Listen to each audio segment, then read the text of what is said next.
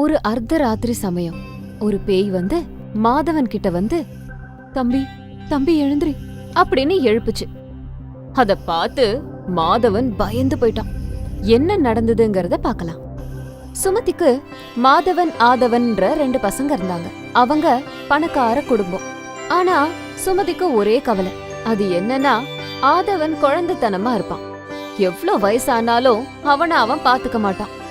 ஒரு நாள் சுமதி உட்கார்ந்து அவளுக்குள்ளேயே, நமக்கு ரொம்ப வயசாயிடுச்சு, எனக்கு ஏதாவது ஒண்ணு ஆயிடுச்சுன்னா இவங்களை யார் பாத்துப்பாங்க? மாதவன் சொன்னா ஆதவன் கேட்க மாட்டான்.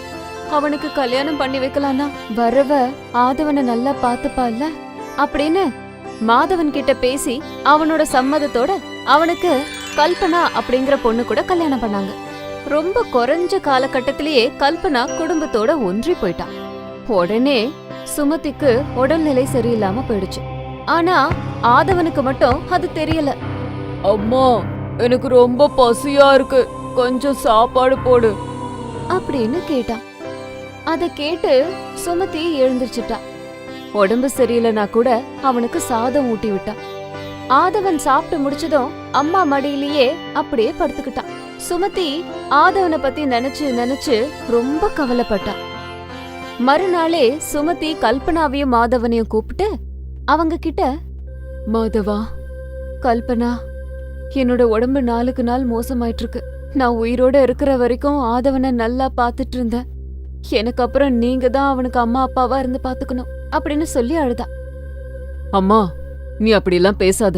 உனக்கு ஒண்ணும் இல்ல. என் கல்யாணத்தை பார்த்த உன்னோட பேர பசங்களை பார்த்து சந்தோஷமா இருப்பம்மா.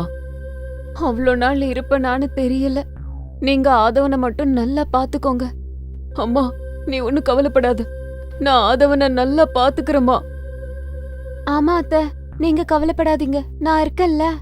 நீங்க கொஞ்ச நேரம் எதை பத்தியும் யோசிக்காம நல்லா ஓய்வெடுங்க அப்படின்னு சொல்லி அங்க இருந்து போயிட்டாங்க.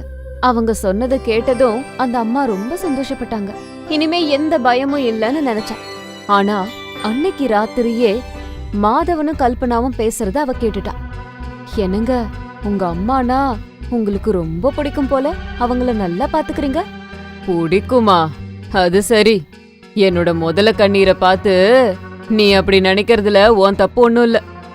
என்னங்க இப்படி பேசுறீங்க? அடியே முட்டாள், நான் அப்படி நடந்துகிட்டது அவங்க மேல இருக்க அன்புனால இல்ல. இந்த ஆஸ்தி முழுக்க அவங்க பேர்ல தான் இருக்கு. நான் ஏதாவது தகராறு பண்ணா அவங்க கோவப்பட்டு இந்த ஆஸ்திய அனாத ஆசிரமத்துக்கு எழுதிட்டா அப்புறம் நம்ம 2 பேரும் கையை ஏந்தி பிச்சை எடுக்க வேண்டியதுதான். அப்படியா? அப்போ உங்க அம்மா பேர்ல இருக்கிற சொத்தை உங்க பேர்ல ரெஜிஸ்டர் பண்ணலாம்ல? செய்யணும் தான். அது தானாவே நடக்கும். எப்படின்னா, அம்மாவை நேரா மேல அனுப்பிட்டா.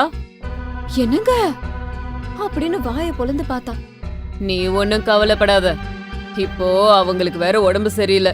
திடீர்னு படுத்த படுக்கை ஆயிட்டா அவங்கள பாத்துக்கிறதுல உனக்கு கஷ்டமா இருக்கும் இல்லையா? அதுக்காக அவங்கள சாகடிக்க போறீங்களா? ஏதாவது ஆசிரமத்துல விட்டா சரியா போயிட போகுது. நல்ல ஐடியா சொன்னப்போ. இவ்ளோ ஆஸ்தி இருக்கிற அவங்கள அனாத ஆசிரமத்துல சேர்த்தா நம்ம மேலதான் பழி வரும். அதனாலதான் இன்னைக்கு ராத்திரியே அம்மா கதையை முடிக்க போறேன். எப்படியும் ஐடியா? இத கேட்ட சுமதி, அட கடவுளே, நான் என்ன தப்பு செஞ்சேன்? இந்த நிலைமை எதிரிக்கு கூட வரக்கூடாது அப்படின்னு அழுதுட்டு இருந்தா. அன்னைக்கு ராத்திரி மாதவன் அம்மாவை கொல்ல வந்தான். ஆனா அவ படுக்கையில இல்ல. மாதவன் அவங்க எங்க போயிட்டாங்க அப்படின்னு யோசிச்சுக்கிட்டு அங்கேயே நின்னுட்டு இருந்தான். அப்பா அவன் மனசுக்குள்ள, இது எங்க போச்சு? நாங்க பேசுனதை கேட்டு எங்கேயாச்சும் ஓடிக்கிடி போயிடுச்சா? அப்படிலாம் இருக்காது, திரும்பி வந்தா போதும். மறுநாள் காலையில கல்பனா கிட்ட விஷயத்த சொன்னான். என்னங்க, உங்க தம்பிய என்ன பண்றது? அம்மாவே இப்ப இல்ல, இந்த பைத்தியக்காரன் எதுக்கு? அவனை இப்பவே ரோட்ல துரத்துறேன் அப்படின்னு ஆதவனை தூரமா கொண்டு போய் விட்டுட்டு வீட்டுக்கு வந்துட்டான். வீட்டை விட்டு வெளியில வந்த சுமதி வேதனை தாங்க முடியாம இறந்துட்டான். அன்னைக்கு ராத்திரி ஆதவன் குளிர்ல நடுங்கிக்கிட்டு, அம்மா, நீ எங்க இருக்கம்மா? எனக்கு பயமா இருக்குமா? அம்மா, எங்கம்மா இருக்க?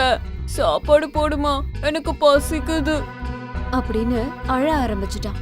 அத கேட்டதும் பேயா மாறின சுமதி அழுதுகிட்டே ஆதவன் கிட்ட வந்து, தம்பி ஆதவா, இங்க பாரு, அம்மா வந்திருக்கேன்.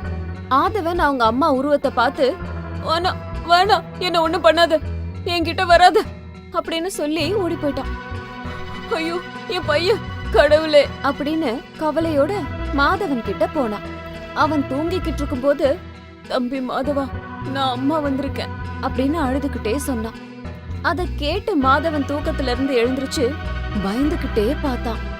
பயப்படாதடா, நான் தான் அம்மா வந்திருக்கேன், உன்னை ஒண்ணும் பண்ண மாட்டேன். நீ என்ன சாகடிக்கணும்னு நினைச்ச, நீ இப்படி பண்ணுவேன்னு நான் நினைக்க கூட இல்ல. அம்மாவை கொன்னாதான் உனக்கு ஆஸ்தி கிடைக்கும்னா அத நான் உயிரோட இருக்கும் போதே செஞ்சிருப்பேன். உனக்கு தேவையான ஆஸ்தி இப்ப கிடைச்சிடுச்சுல, இப்ப சந்தோஷமா இருக்கியா? ஆனா புத்தி சுவாதீனம் இல்லாத உன் தம்பிய நடு ரோட்ல நிறுத்திட்ட. ஆதவன் குளிர்ல நடுங்கிக்கிட்டு அம்மா பசிக்குதுன்னு சொல்லிட்டு இருக்கான். உன் மனசு கொஞ்சம் கூட இறங்கவே இல்லையாடா? அவன் உன் கூட பிறந்தவன் தானே. என் பையனை என்னால பாத்துக்க முடியும், ஆனா என்ன பார்த்து அவன் பயப்படுறான். உன்னை கெஞ்சி கேக்குறேன், உன் கால்ல கூட விழற. அவனை வீட்டுக்கு கூட்டிட்டு வந்து அவனுக்கு கொஞ்சம் சாப்பாடு போட்டு கொடுடா அப்படின்னு சொன்னாங்க. அத கேட்டதும் மாதவன் மனசு இறங்கி, அம்மா என்ன மன்னிச்சிடுமா, என்ன மன்னிச்சிடு. உன்னை மன்னிக்க நான் பெரிய மனுஷி இல்லப்பா. ஆதவனை வீட்டுக்கு கூட்டிட்டு வா, அப்படியாவது உன் பாவத்தை போக்கிக்கோ அப்படின்னு சொல்லி போயிட்டாங்க. மாதவன் உடனே போய் ஆதவனை கூட்டிட்டு அவனை வீட்டுக்கு கூட்டிட்டு வந்து அவனை நல்லா பாத்துக்க ஆரம்பிச்சான்.